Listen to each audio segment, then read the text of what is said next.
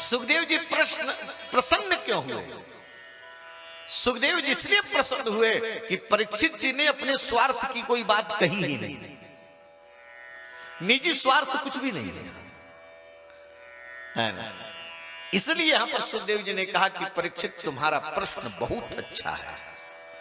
देखो, कोई भी आप कार्य करो और अपने लिए करो तो कार्य श्रेष्ठ नहीं माना जाएगा, लेकिन ऐसा कार्य करो जिसमें सबका हित हो, सबका कल्याण हो, इसलिए वह श्रेष्ठ बताया गया है। जैसे एक कथा का आयोजन, इसको यज्ञ श्रेष्ठ क्यों बताया जाता है? कि जो कथा का आयोजक होता है, यजमान का कल्याण तो होता ही है, जो भी उस माध्यम से कथा सुनने आते हैं सबका कल्याण होता है ना। इसलिए कोई भी कार्य जिसमें सबका हित हो उसको श्रेष्ठ बताया गया है। परीक्षित तुम्हारा प्रश्न इसलिए श्रेष्ठ है कि जिसमें लोक हितम, लोक का हित है। परीक्षित जी ने क्या पूछा कि जो मरने वाले हैं तो सब मरने वाले की है कि नहीं? जिसको मरना ना हो थोड़ा हाथ उठाओ कि हमको नहीं मरना है। हाँ? ये मृत्यु लोक है, मरना सबको है। कोई आगे मिलेगा मरेगा, कोई पाछे मरेगा, मरना तो पड़ेगा ही, सबको मरना पड़ेगा। आया है सो जाएगा राजा रंक फकीर, सबको जाना, मरना सबको है। लेकिन मरने मरने में अंतर है। एक मरता है तो बध करके जाता है, और एक मरता है तो सम्मान पूर्वक जाता है। बध करके कौन जाता है? जो पापी होते हैं, उनको जमराज के दूत बांध करके ले जाते हैं, है ना। जैसे अपराधी को पुलिस के वाले लोग हथकड़ी बेड़ी लगा के ले जाते हैं ना, ऐसे पापियों के जमराज के दूत बांध करके डंडा मारते ले जाते हैं। और जब वैष्णव मरता है, वैष्णव शरीर छोड़ता है, भगवान का भक्त जिसने कथा सुनी, राम नाम का जप किया, शरणागति ली, जब वो मरता है तो उसके पास में जमराज के दूत नहीं आते हैं, उसके पास तो भगवान के दूत आते हैं। मरना तो सबको है, और 7 दिन में ही मरना है। 7 दिन से बाहर कोई नहीं जाएगा। 7 दिन का ही सप्ताह होता है, और 7 दिन में ही ऐसा कोई दिन आएगा जिस दिन आप मर जाओगे। तो प्रश्न सबके लिए है कि नहीं है? परीक्षित ने ही प्रश्न पूछा है कि मरने वाले को क्या सुनना चाहिए, जो 7 दिन में मरने वाला है, मरने वाला है। यत श्रोतव्यम, क्या सुनना है, क्या जपना है, किनका स्मरण करना है।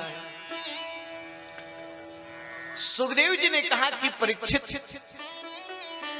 श्रोतव्य तो बहुत है, हजारों श्रोतव्य, लेकिन बेचारा गृहस्थ क्या क्या सुने हो। 18 पुराण, 18 उपपुराण, 4 वेद, 4 उपवेद, 6 शास्त्र, 6 दर्शन, 108 उपनिषद, और क्या कहां तक हम बताना। लेकिन बेचारा कहां कहां तक सुनेगा, कहां तक सुन भी सकता है, कहां तक सुनेगा हो।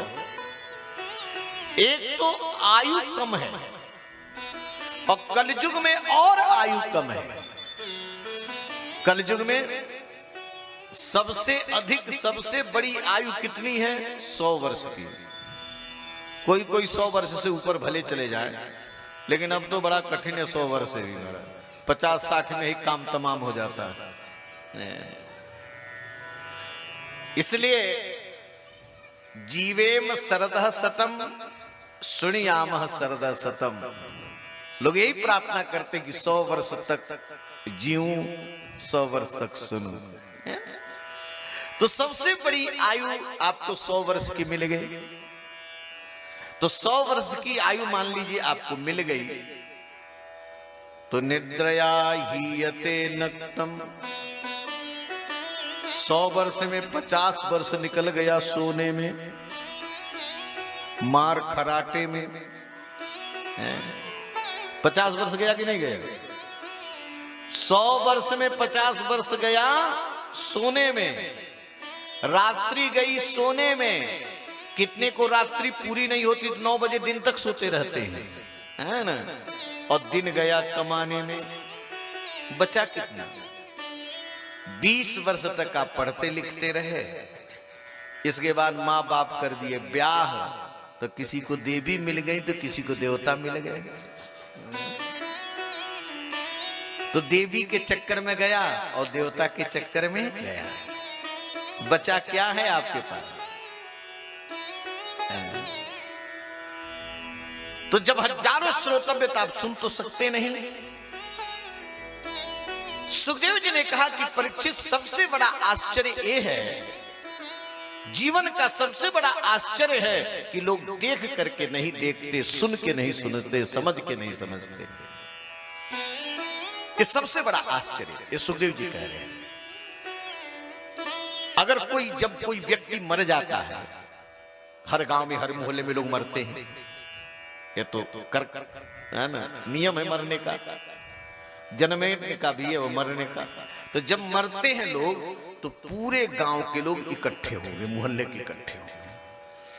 और उस समय महाराज ऐसी बातें लोग करते हैं, जब उन समय की बात लोगों को सुनो तो लगता है कि सबको वैराग्य हो गया है। अब ये सब चित्रकूट चलेंगे भजन करने के लिए। भैया संसार में कुछ नहीं रहा। देखो कल हम लोग बैठते थे, बात करते थे, आज भी जा रहा, ये मर गया, हमको भी मरना पड़ेगा। वहां तक बस चले, राम नाम सत्य है करते करते चले। और वहां पर श्मशान में जाकर के चिता में लाश को लोग रखते हैं और लड़का परिक्रमा करके आगे छुआया। और चिता जब जलने लगी, कहते मरने वाला तो मर गया, अभी हमको खेत में पानी लगाना है, अभी हमको दुकान खोलनी है, अभी हमको नौकरी में जाना है। ऐसे लोग चले आते हैं कि जैसे इनको अब मरना ही न हो। सुखदेव जी कहते हैं कि तेसाम प्रमत्तो,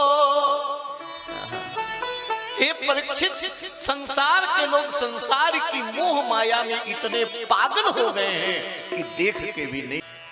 तेसाम प्रमत्तो निधनम पश्यन्नपि पश्यति। संसार की मोह माया में जीव इतना पागल हो गया है कि देख के भी नहीं देखता है और समझ के भी नहीं समझता है।